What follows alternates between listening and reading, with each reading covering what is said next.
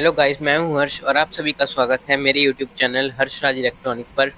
जैसा कि आप देख सकते हैं, आज मैं रिपेयर करने वाला हूं माइक्रोटेक। तो चलो अब इसे बैटरी से कनेक्ट करते हैं और देखते हैं कि इसमें प्रॉब्लम क्या है और फिर हम उस प्रॉब्लम को दूर करने की कोशिश करेंगे। मैंने इसे बैटरी से कनेक्ट कर लिया है और ये स्विच से ऑन ऑफ करने से ऑन ऑफ भी हो रहा है। तो अब हम इसकी आउटपुट और लोड भी चेक कर लेंगे। जैसा कि आप देख सकते हैं, इसकी आउटपुट और लोड बिल्कुल ओके है। और अब हम इसे मेन लाइन से कनेक्ट करके मेन और चार्जिंग भी चेक कर लेंगे।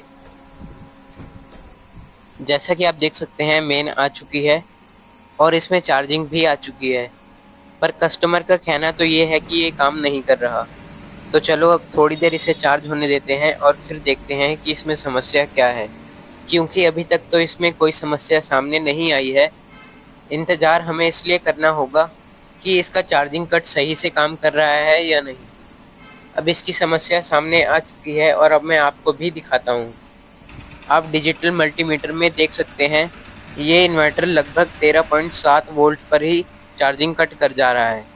अब आप देखकर समझ गए होंगे कि इस इन्वर्टर में बैकअप की प्रॉब्लम है, जबकि इस इन्वर्टर का कट 14.2 वोल्ट पर होना चाहिए और ये इन्वर्टर लगभग 13.7 वोल्ट पर ही कट कर जा रहा है। आप मल्टीमीटर और एम्पेयर मीटर में देख सकते हैं कि वोल्ट तो नहीं बढ़ रहे, पर एम्पेयर मीटर बहुत जल्दी नीचे आने लगा है। तो चलो अब मैं इस इन्वर्टर का ढक्कन खोल लेता हूँ। मैंने इन्वर्टर का ढक्कन खोल लिया है और देखने में मदरबोर्ड सही कंडीशन में लग रहा है। तो अब सबसे पहले हम डिजिटल मल्टीमीटर को डीसी मोड पर करके माइक्रो कंट्रोलर की पिन नंबर 3 पर वोल्ट चेक करेंगे। और जैसा कि आप देख सकते हैं, माइक्रो कंट्रोलर की पिन नंबर 3 पर लगभग 3.7 वोल्ट आ रहे हैं। ये जो 3.7 वोल्ट हैं, ये ज़्यादा वोल्ट हैं। बैटरी 12.5 वोल्ट चार्ज होने की कंडीशन में माइक्रो कंट्रोलर की पिन नंबर 3 पर 3.4 या 3.5 वोल्ट होने चाहिए। अगर पिन नंबर 3 पर वोल्ट इससे कम होते हैं तो उस कंडीशन में बैटरी का पानी बार बार सूखने लगेगा अथवा कट बढ़ जाएगा। आप देख सकते हैं कि यहाँ पर VR4 की लोकेशन पर एक प्रीसेट लगा है जिसकी वैल्यू 202 है। इस प्रीसेट की सहायता से हम माइक्रो कंट्रोलर की पिन नंबर 3 के वोल्ट को कम या ज़्यादा कर सकते हैं। मैंने अलाइनर पर टेप लगा लिया है ताकि आप देख सकते हैं कि प्रीसेट को किस दिशा में घुमाने पर वोल्ट कम होते हैं।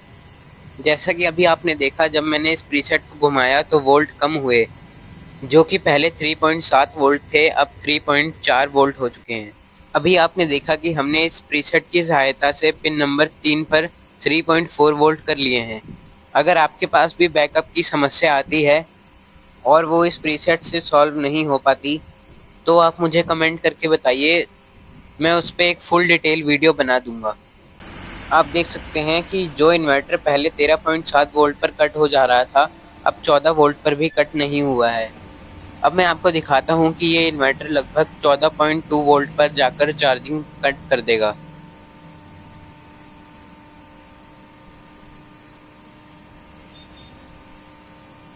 आप देख सकते हैं कि जैसे ही मल्टीमीटर में 14.2 वोल्ट हुए तो एम्पेयर मीटर डाउन होना स्टार्ट हो गया और अब ये एम्पेयर मीटर धीरे धीरे डाउन होता जाएगा।